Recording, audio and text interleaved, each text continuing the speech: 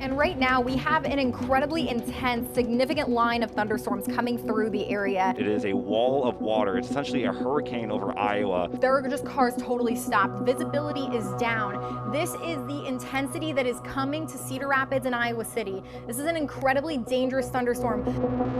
There's going to be so much loss.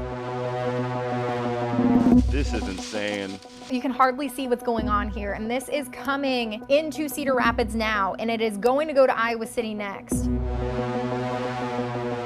Okay, we are now in the really intense core of this storm. It took 4 minutes for the building to be knocked down. Oh no. There's one point where I'm just pleading, just hoping this bathroom stays intact.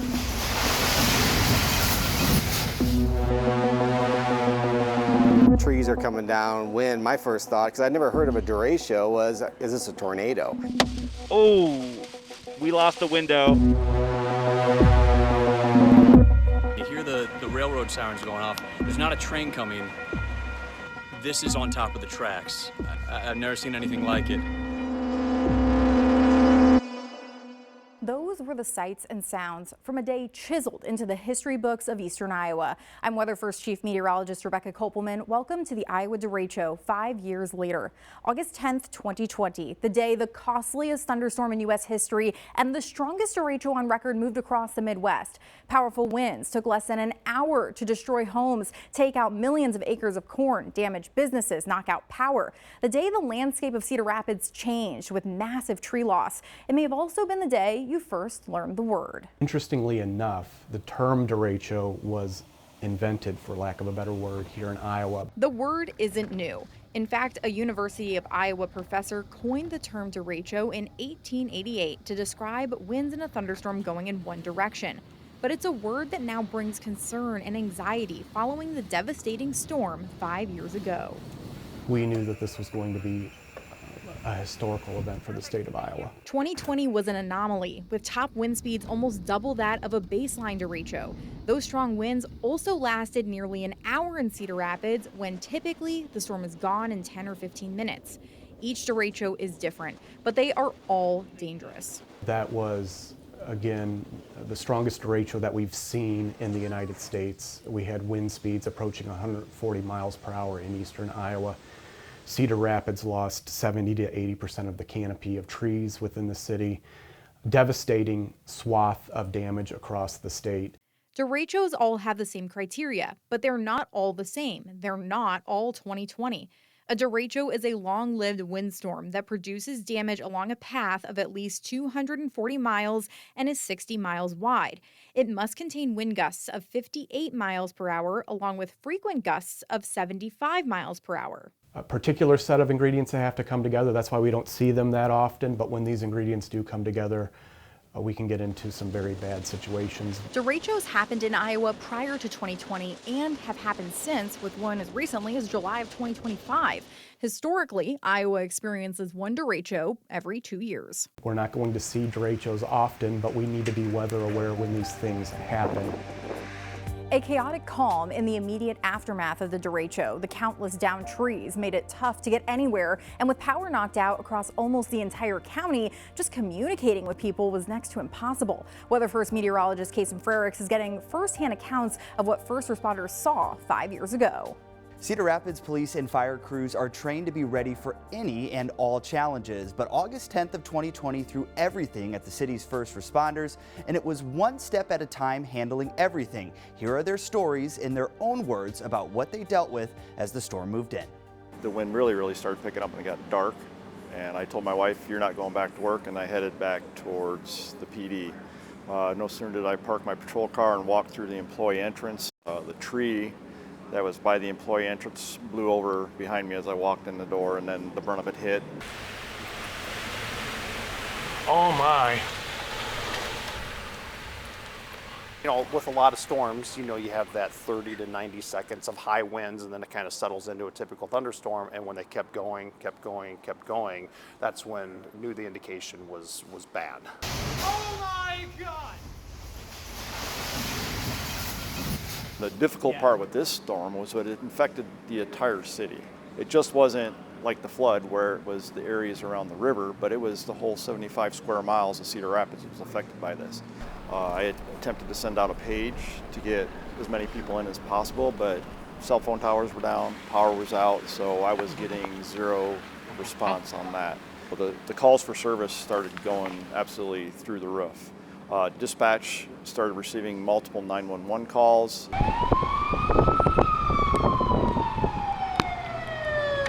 And then as the day progressed, fire service and us, just our call volume just increased. You know, on a normal day for the PD, about 300 calls for service. We were over 600 for that day. Fire usually runs 35, 40 calls, and they were up in the neighborhood of 500 calls. That's still the highest single day volume of calls that we've had in the history of the fire department. And it was from basically that 12:30 time period on, we had crews out, through the overnight until we could clear all of the calls. I tell you what, there were challenges. We're trying to get places, and our officers did a good job of finding ways to get in, whether it was to park the car and walk. However they needed to get there, they were getting there and making sure people got the help that they needed. We went through the Derecho with in the city limits, 0 fatalities. I know there was one south of town on the bike trail. The citizens responded to that storm, and just helping each other out it's a heartwarming to see that as well. So out of devastation rises a lot of good things. Tree debris and downed power lines scattered across nearly every single street in Cedar Rapids. City officials had to work together to get streets cleared to get traffic moving once again. WeatherFirst meteorologist David Holtman explains how crews handled the massive amounts of debris. Like many in eastern Iowa, August 10th, 2020 started off as an ordinary day for the Cedar Rapids Public Works Department and Mike Duffy, who was the operations manager 5 years ago. We had a day ahead of us that we thought we could get a lot of work done. Things changed pretty quickly when off to the west, things started looking really dark. Duffy, along with many of his crews, had to ride out the storm in their trucks. And the amount of trees and debris that was down just really couldn't travel at that point anymore. Crews gathered back at the shop after the derecho passed and immediately got to work. This event was across the entire city, our equipment, we're construction maintenance workers, we're not, the lumberjacks, we're not moving trees. So really changing that focus a lot initially, and just getting out and doing what we could. That included using equipment that usually isn't out in the middle of summer. We had a supervisor that had a really good idea of putting our snowplows on and actually going out and pushing debris off the street. Police officers handed over radios so the department knew where they needed to pave the way for emergency response. That they were having difficulty in getting to those locations, so we were able to send trucks out and equipment right away to open up those areas and work together, and the teamwork, it really just flowed seamlessly. Not only did they work to clear the streets, but they also worked to fix traffic lights, street signs, and stop signs. Our estimates of how long it was going to take us changed from day to day. The sheer volume of tree debris alone was immense. Fall helped coordinate contractors and keep track of how much this cleanup would cost. And that's something that we unfortunately but fortunately have learned through other disasters, is that documentation piece is so critical when there is a chance for reimbursement. The city has been reimbursed over $53 million, with over 25 different cities and contractors coming in to help, including one that normally works in hurricane disaster zones. They had worked Katrina in Louisiana, and they said they had never seen a community devastated like ours had been. In all, the city processed 4.2 million cubic yards of debris, 50% larger than the Great Pyramid of Giza.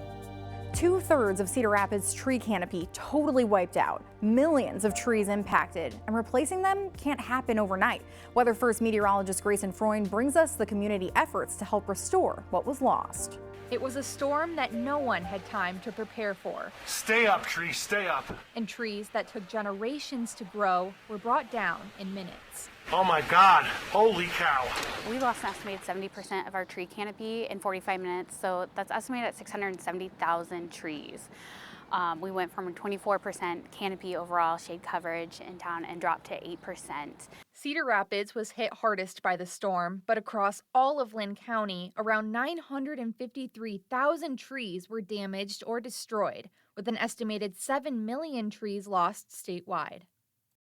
I mean, oh my, the doors just blew open in the studio. After seeing the storm's destruction, local nonprofit Trees Forever knew they had to take action. That's when we put together our first distribution in 2020, and that's where we hand out a large number of trees to residents that are able to swing in and pick them up, and we hand out how to plant guides. We offer assistance if they need it, and we've been doing the distribution since then. Trees Forever handles the private side of tree plantings, but they needed some help with the public plantings. So they teamed up with the city to develop Relief Cedar Rapids, a program to help guide the city, organizations, and residents in restoring the urban canopy.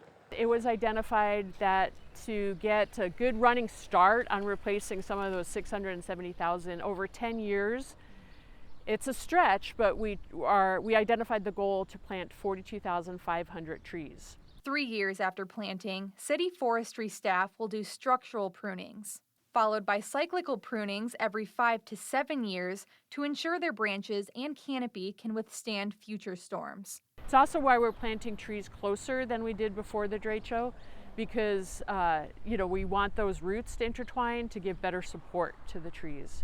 Since the 2020 derecho, we've planted over 20,000 trees so far at Trees Forever right here in Cedar Rapids. We're very excited about those numbers, and we hope to just continue to see them rise. And well, we have no plans of slowing down right now. These organizations are doing everything they can, but they need your help. A lot of tree loss occurred on private property. Every tree planted gets us one step closer to restoring the canopy. And while many didn't know what a derecho was before it hit, one family farm in Vinton had already been through one less than a decade before. Iowa's News Now reporter Kaylee Whitlatch visits the Vinton outbuilding, where one farmer says he rode out the 2020 storm while hiding under his truck. Johnson says he and his brother were eating lunch, watching the weather, when wind gusts of 150 miles per hour started shaking their shop. We had our 2 dogs with us, my brother and I. We dove underneath the rear axles of the trailer as quick as we could, held the dogs between us, and as I looked up at the ceiling, it just right there in the corner and lost it. That goes, and so does the camera. That's when the whole roof lifted. For about the next 25 minutes, we just held the dogs, laid in about 6 inches of water, and waited for the storm to quit. Johnson and his family rebuilt after the derecho in 2011. 9 years later, an even stronger storm blew through. We thought, well, it can't happen again. There's no way it's going to hit our farm again and do any damage. We caught up with Johnson Farms in Benton County on a stormy day, setting a scene that's only a fraction of the intensity that rolled through 5 years ago. Oh my goodness, that's so loud. Was it this loud? Oh during yeah. The derecho? Yeah. You just gotta get over your emotions and start rebuilding. When the storm cleared, Johnson says moving forward became a priority as they rebuilt a second time, improving the building structure with the help of family and friends. Luckily, we had some friends in the building business at EIB. The Sabowski brothers got a hold of us. They heard about it right away, called my parents. They were actually camping about 100 miles north of here. All they got from us between the breakup of the cell phone coverage was the shed is gone. That's all they got. So they drove home 100 miles with no cell phone service to us. Johnson says his family talks about the derechos to this day. Now the shed can withstand winds up to 152 miles per hour, and even their crops are standing stronger too. We're actually improving the corn that we grow now. We're growing a new breed of short corn that actually withstands higher winds. Johnson encourages Iowans to be weather aware. He says it's one of his main focuses as a farmer. Fighting the weather in agriculture is the #1 thing that we do. The wrong weather, you don't eat, you don't have clothing, it's just weather controls agriculture and agriculture supplies the world. Coming up, a one-on-one discussion with Cedar Rapids Mayor Tiffany O'Donnell, how she's making sure derecho recovery is remaining top of mind as the city continues to grow.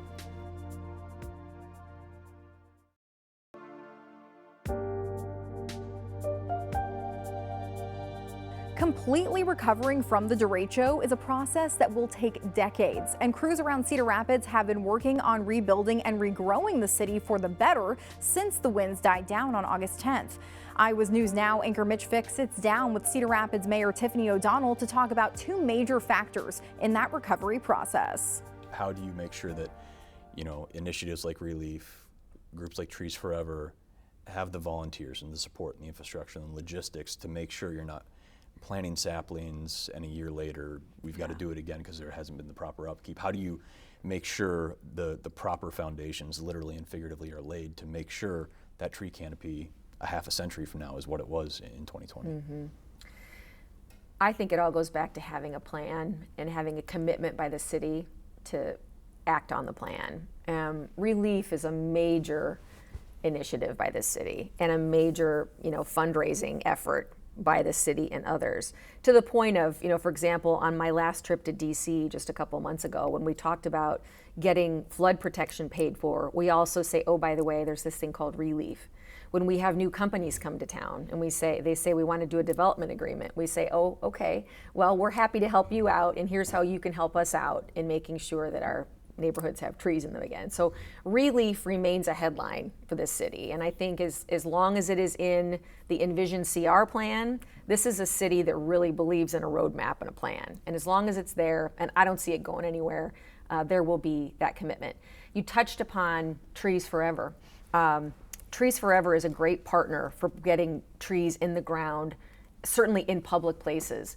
Monarch Research is also another private partner of the city that we're collaborating for trees on private property. We can handle the trees on public property, but we want to make it easier and affordable for people to, plant a tree where they may have lost one. And so it's a One Tree, One Child through Monarch Research, where sign up for a free tree. Again, in an effort not paid for by the city, but a collaboration with the city and Monarch Research to get trees in backyards too. What can the city do when the next natural disaster hits to make sure folks have the proper insurance, these providers have the coverage that folks need, and that there's an efficient coverage plan and execution of said plan where folks aren't sitting here 5 years later and feel like, well, it's just never going to get fixed. Mm-hmm. And they're looking at, part of their house that they've been waiting 60 months to do something with and haven't. What can the city do to hopefully make sure insurance providers provide insurance? The private insurance piece of that is really interesting and challenging right now, and not just here, but I even heard, I think it was on an NPR, did a story on insurance companies dropping people, and Cedar Rapids was actually mentioned because we have had a ridiculous amount of need for disaster support from private insurance. So from a private insurance standpoint, I think I'm with everybody else. I think we all have to do what's best for ourselves, and I think we're all in the same boat with private insurance. What I will say from the public side, and I touched on this a little bit ago, during 2008, there wasn't as much structure around FEMA, which really, while there were challenges to that, the city saw it and took care of it. Right now, with Derecho, the response from FEMA and others was, I don't want to say convoluted, but a little more complex and took longer to navigate. And so when we met with the director of HUD, that was one of our pieces of advice, was if you've got ways to, whether it's by city size, knowing that a city our size has the infrastructure and the teams to deal with this, if you could just eliminate, a little bit of that red tape, that gets us, on the ground and helping people a lot quicker. So we're still advocating for that. We get a chance to talk to these people. Believe me, we talk about the work that we do here. And while that's not going to help people with individual insurance claims, anything we can do to get help to people as quickly as we can as a city, that's our responsibility. We have our full 22-minute conversation with Mayor O'Donnell on the Iowa's News Now YouTube page. Coming through to help during a time of need, still going strong 5 years later. Hear from two locals still leaving a lasting impact here at home.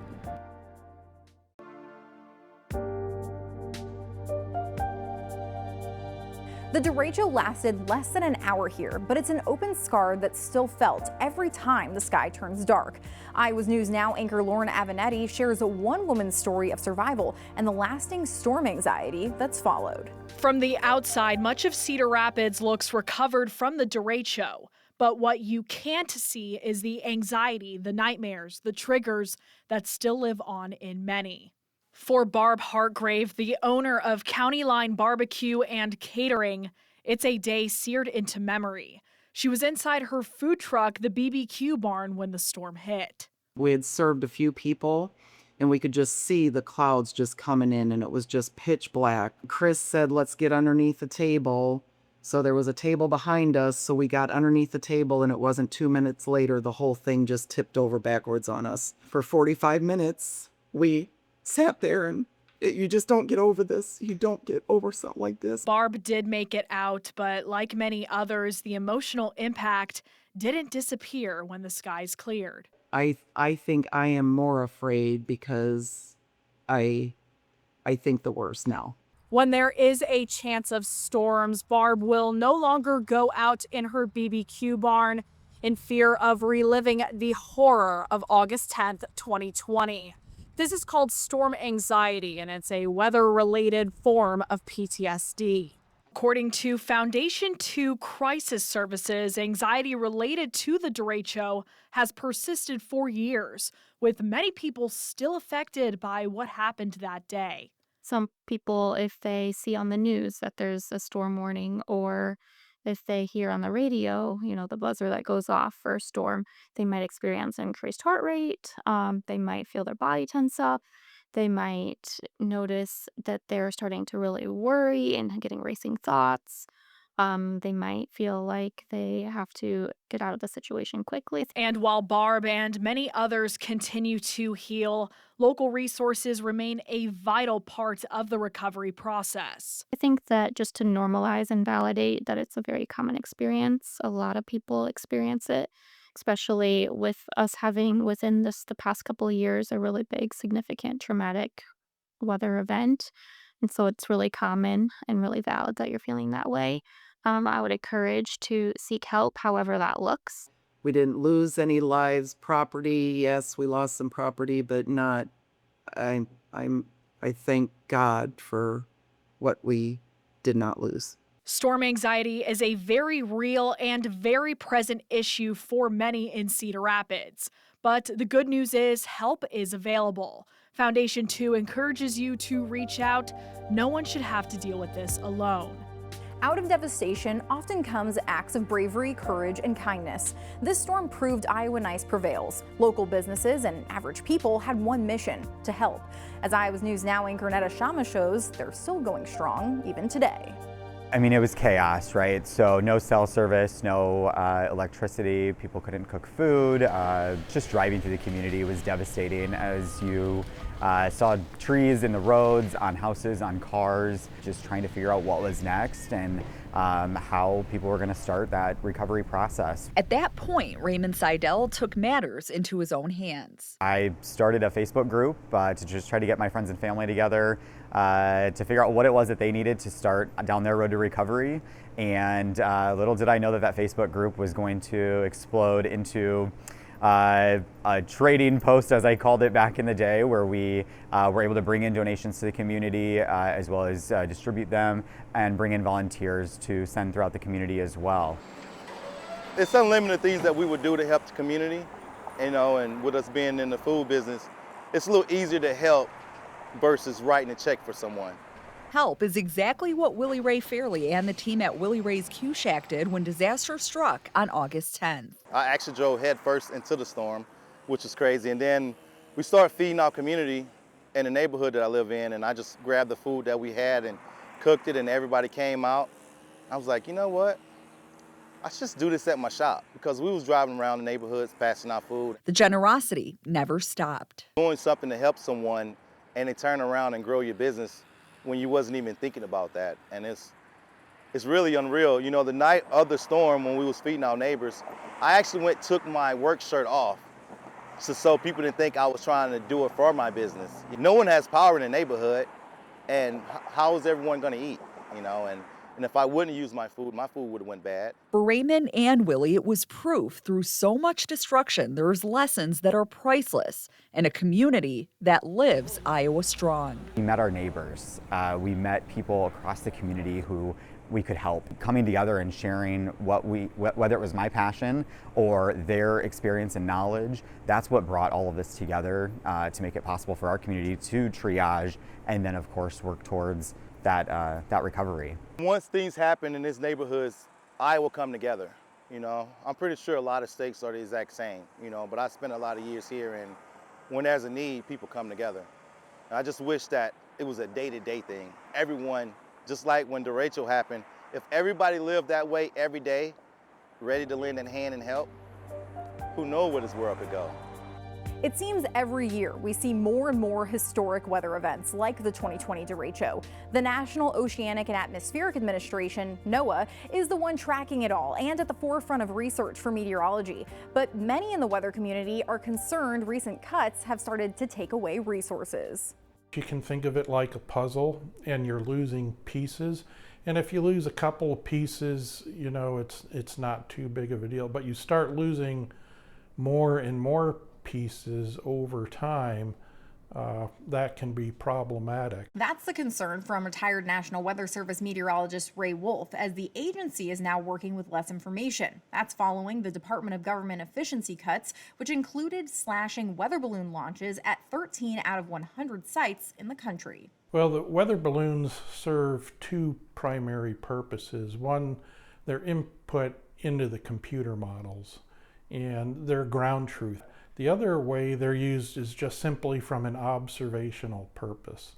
And the upper air balloon data tell us so much about the environment. If there's a landfalling hurricane, the Davenport office might be releasing balloons 4 times a day instead of twice a day, because that data can help make for a better forecast on the East Coast or the Gulf Coast. DOGE cuts have also left many NWS offices understaffed, including the loss of several veteran meteorologists. While the data is important, so are the people behind the forecasts and severe weather warnings. You only have enough staff really to handle an event, you know, one event, then you're calling on those people time and time again. You're not rotating people in and out, and it is a 24/7 operation. A single day of severe weather could require a third of the NWS staff. Multi-day outbreaks or high-end events like the 2020 derecho could become increasingly difficult to handle for understaffed offices. If you take kind of the cream off the top of that, the really higher-end ones, those stress the entire system. Wolf is concerned for the future if cuts like this continue. As we see more and more extreme events occur, potentially greater loss of life and property associated with those is the worry. 5 years later, the memories of the derecho are still alive, still present in some damaged buildings, ragged trees, and stumps. But now that recovery can be seen too, with new roofs, new trees, and lessons learned from that horrific day. Severe weather can happen any time of year, and the WeatherFirst team always has your back. Whether it be a derecho, tornadoes, a blizzard, you can always get the latest forecasts and alerts on all of your screens with Iowa's News Now. And of course, you can stay weather aware with the Iowa's News Now weather app. From the Iowa's News Now and WeatherFirst teams, thank you for watching.